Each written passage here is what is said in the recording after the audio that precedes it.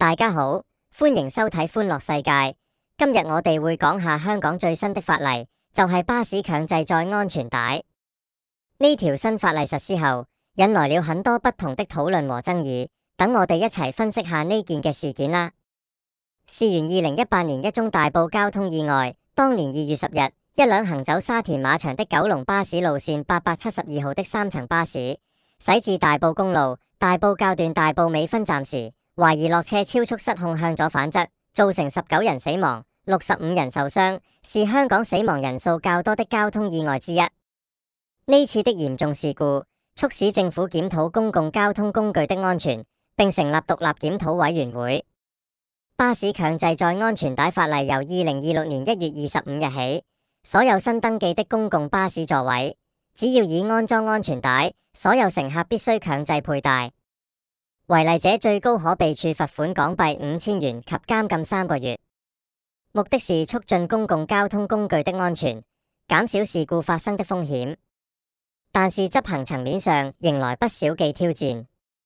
在短途乘客方面，有乘客反映短途車程如5至10分鐘穿戴安全帶過於繁瑣，甚至有人寧企不坐以免麻煩，反而增加站立風險。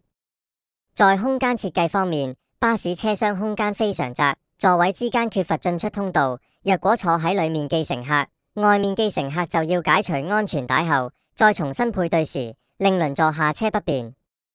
在下車按鈕方面，大部分巴士設計嘅按鈕都成隔開1、2條柱先有，坐喺度嘅乘客難以按鈕，隨時過咗站都落唔到車。在執行與技術問題上，有網民反映安全帶失靈或損壞，若無法調位可坐住先，但若果執法時該座位的安全帶又恢復正常，市民便會無辜被告。反之，直接將該座位封閉，才能避免不必要的誤會。在法例公平層面，有市民關注法例是否對不同群體一視同仁，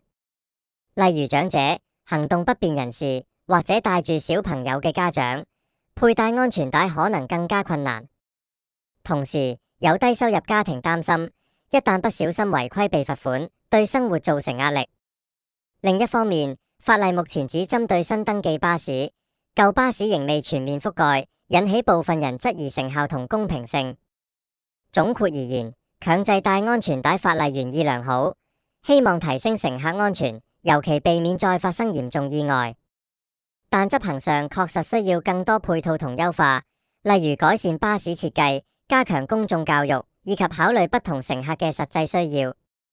我哋期望政府同巴士公司可以聽取意見，逐步完善安排，令法例真正保障到每一位乘客。多謝大家收睇歡樂世界，記得like、share、subscribe，下次再同大家探討更多社會熱話，再見。